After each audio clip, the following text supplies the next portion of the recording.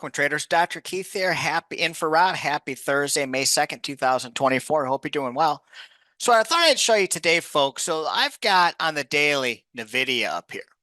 Okay, so this is the daily, and then this is the weekly with my seasonal indicator.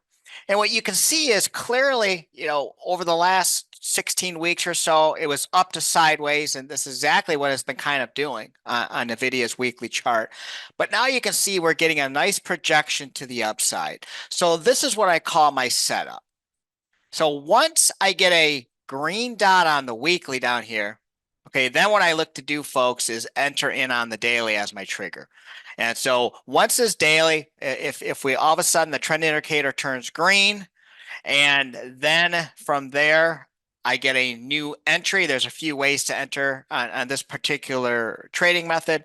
Then we look for that upside movement. Yet if this continues down, then we're not going to get triggers and we're not going to take it. So seasonality is very useful, not only from knowing which direction it normally goes in, but also then, hey, don't take it if it's not acting like it should be. Okay, that's a riskier trade.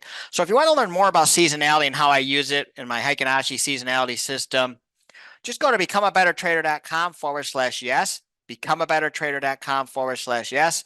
Saturday at 10 o'clock Eastern, I'm going to spend some time with you and go over seasonality in general. So if you're new to seasonality, or if you're a seasoned veteran, no pun intended, then you're going to learn some new techniques as well. And I hope to see you all there. So have a great evening, everybody, and I'll see you soon. Take care.